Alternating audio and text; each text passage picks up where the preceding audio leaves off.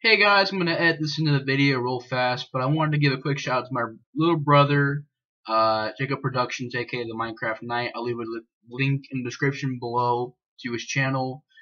He made my new channel art for the channel. He also made my Google Plus, which I use that for also for my Google Plus art as well.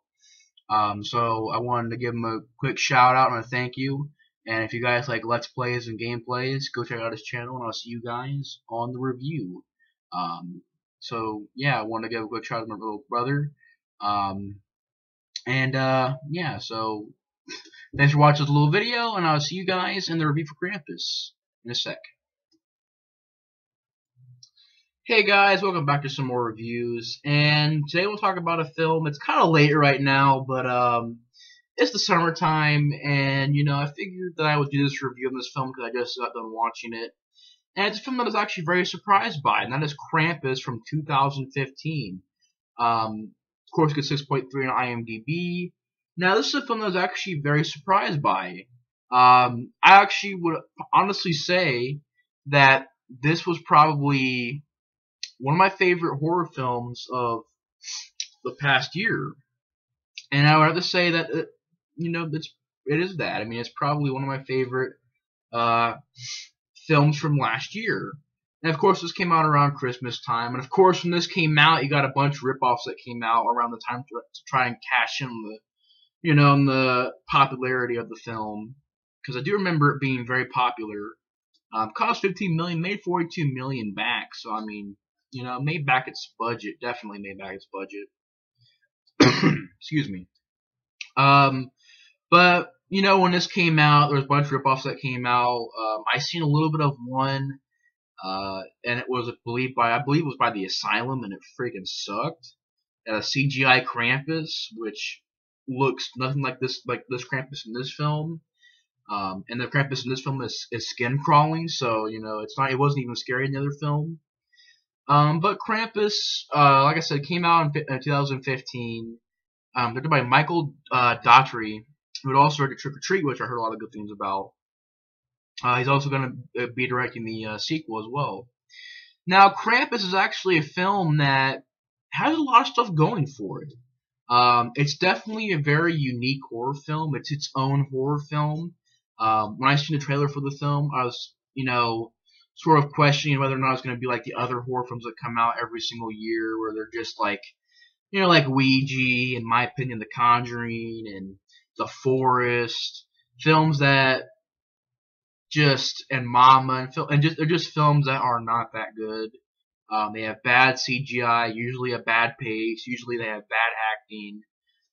But here, there's a lot of stuff going for this film. You got some decent acting, you got a decent cast, you've got Adam Scott from Step Brothers playing Tom. You got Toni Collette playing Sarah, which she did a good job. You've got also the guy from Final Destination 5, David Kushner from Final Destination 5. He's been in a lot of films, a lot of comedies mainly. But you had a decent cast. You had the girl from 2.5 Men in here. She did a decent job as well, sort of the comic relief character. Didn't mind the lead character Max. Didn't mind the girl who played the grandma. Didn't mind the cast. Decent cast. And basically what the movie Krampus is about is you got this family getting together for Christmas. And of course the family, they're arguing. Things aren't going that well.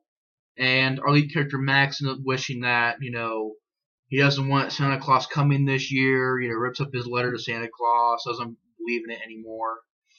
And of course, Krampus, the legend of Krampus is if you don't believe in Santa Claus, he comes and I think he kills people or something like that. And that's what Krampus does. He knows about Max tearing up the letter and comes to the house, and one by one the family members get attacked, and towards the middle of the movie they sort of have to come together as a family and fight Krampus and his helpers and toys, like these demonic toys and stuff. Literally, it reminds me of Demonic Toys, which is a full moon movie, which I actually didn't mind when I watched it the first time. I haven't seen it in a while. But whenever these toys come up on the screen, it reminded me of demonic toys, which I'll get to. And by the way, guys, this will be a spoiler review, so beyond this point, I'll be spoiling the movie. Um, just wanted to give you guys that heads up. This is going to be a spoiler review beyond this point. So yeah, you're going on in the spoiler review. So yeah. But whenever these toys were on the screen, they remind me of demonic toys. You know, I got a strong demonic toys vibe whenever they're on the screen because you know you got this teddy bear with teeth, and I believe that actually in demonic toys there is a teddy bear in there with teeth. So it reminded me of that. Granted, they don't have a foul mouthed baby doll, so I can't say they have that. But they had Jack in the Box in this film. You know, they had Jack in the Box in that. Just a lot of strong vibes of demonic toys in this film whenever the toys are on the screen. And basically, this family has to get together and blow up the house. And Krampus is trying to get in the house. And you find the grandma had a past experience with Krampus. And you know how Krampus had taken her parents away. And she tells them about the legend of Krampus a little bit. And then by the end of the film, Krampus ends up getting into the house and, you know, making, or basically killing off these people until you get the lead character, Max, finally standing up to Krampus and getting ready to, you know, stand up to him. And that's the basic of the plot. I'll get to more of the details in a second. But what I really enjoy about the film is that they kept it practical. This is a very good thing about this film. This is the thing that I gotta give the filmmakers prompts. They kept it practical. There was not one creature in this film, minus the gingerbread men. I almost said the ginger dead men, but the gingerbread men. Besides them, those are CGI, but besides those, all this is practical. Every single creature in this film is practical, you know, except for those gingerbread men. But even the CGI that is there, which is very little, very, very little, didn't bother me. You know, it didn't annoy me like other horror films. It wasn't that bad. It didn't bother me. And the cast, I mean, at first, you know, they're all likable. But I really enjoyed how they built these characters up to where the family sort of, at first, is all broken apart, drifted apart. And then, as the movie goes on, the family sort of, you know, gains the relationship and makes the relationship better. And they start to work together to help build or board the house up. You know, they're helping each other out, watching, you know, outside to see what's out there. And I enjoyed that. You know, they're telling each other sorry, and you know, the family ends up, you know, come back together, try to fight Krampus. And I really enjoyed that. And I didn't mind the people who played in this film, like I said, I didn't mind the lead character Max, didn't mind the character Tom or Sarah. Pretty much all the cast did good. So yeah, I didn't mind the cast. And this is definitely a horror film that's right up there with like The Witch and As Above, So Below and Unfriended. Which, in my opinion, those are all like fantastic horror films. As well as It Follows. I mean, it's up there with those films as a fantastic horror film. And it was a horror film that surprised me because when I seen the commercial for it, I was like, yeah, it looks okay, but will it be like the other horror films that get released that are just, you know, cliched crap? But it's not. It definitely is not a cliche movie. It's got its own feel. It's got its own tone. Kind of reminds me of if Home Alone, minus the traps and stuff like that. But you know, if you had a Home Alone / Christmas Story with a little bit of a horror touch, that's what this movie is, and I really enjoyed it. You know, the Home Alone fact, minus the whole booby traps thing, minus that because there's not that in this film, but the Christmas Story with the horror twist to it, that's what it reminded me of. I mean, you got a lot of scenes in this film that involve a lot of Christmas humor, and you know, I really enjoyed the soundtrack. They picked a lot of classic Christmas songs. The movie was shot okay, not really much to the way that it was shot. You know, a decent atmosphere with the, you know, winter, and it's very cold and frosty, and of course it is the winter. So yeah, decent atmosphere. I like the idea of sort of these other houses have been searched through and people in there are gone. I like that idea. so sort of like an abandoned neighborhood. I like the idea or the design of the creatures in this film. You know, the toys, Krampus himself, Krampus's helpers, they're all practical. And I swear, Krampus in this film is something out of a nightmare, because that's how creepy he is in this film. Something out of a straight nightmare. Very, very creepy looking, very, very scary. Um, and I thought Mama, the design for the Mama character in the Mama film was creepy. You know, this film, I gotta say, Krampus in this film is more creepy looking than Mama in that film. So, yeah, Krampus in the movie is freaking creepy. His helpers are creepy. They wear these crude masks. They come in and take people away. And it's a film that's actually, you know, it's pretty, you know, brave. When you think about it, because I couldn't think of a word to say, but it's a pretty brave film because, I mean, you got kids in here dying, not on screen. This is actually PG-13, so it's not on screen. You see them dragged away and stuff like that. So you don't see kids actually dying, but they sort of get dragged away in the snow and stuff like that, and they disappear. But it's definitely a brave film. I mean, you got kids getting dragged in the snow, and kids getting taken away and disappearing, and you got at the end of the film the parents. They both these characters, and they all end up getting like killed by the Krampus character. Again, you don't see blood that much, but you know they disappear pretty much. Again, a very brave film, and you're killing off the parent characters. You're killing off some of the, not killing off, but you know, taking away some of the kid characters, taking away some of the parent characters. And it was definitely a brave idea, because at the end of the film, I mean, you know, it's also surprisingly a very suspenseful film.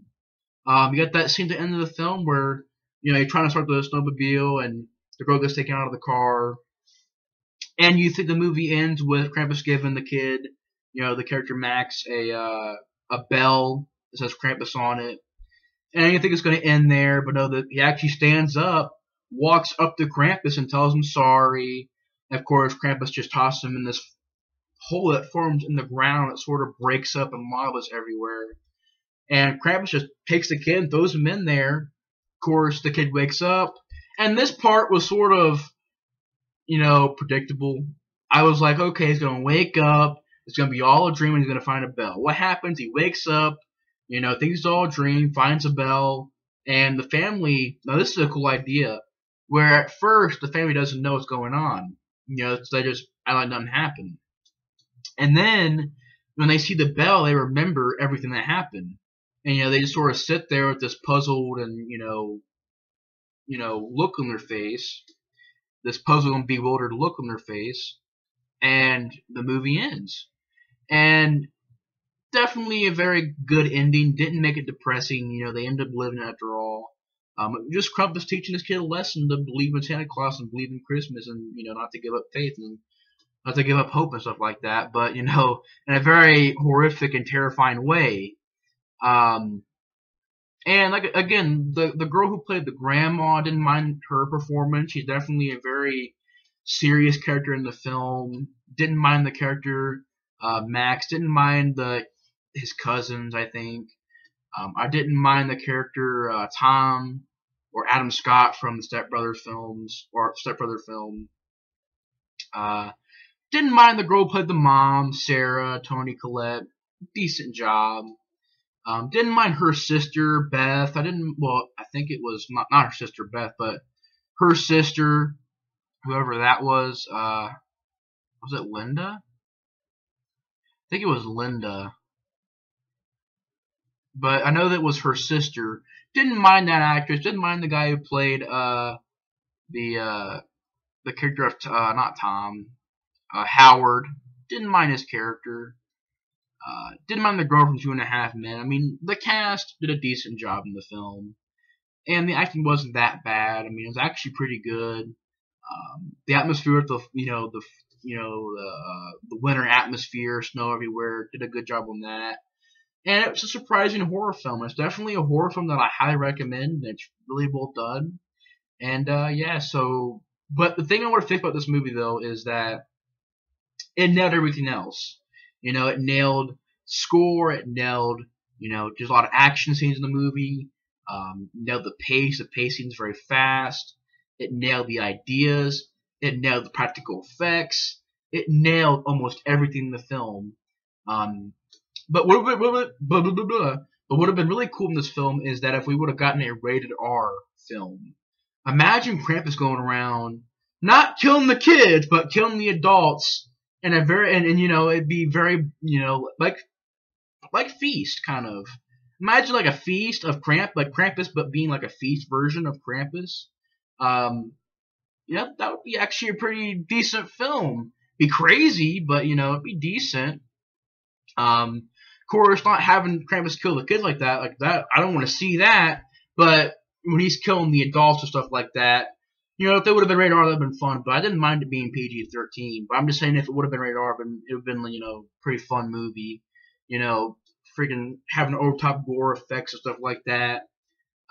But PG-13 was actually pretty decent. Didn't mind the whole PG-13 thing. Didn't bother me actually. So PG-13 works in this film.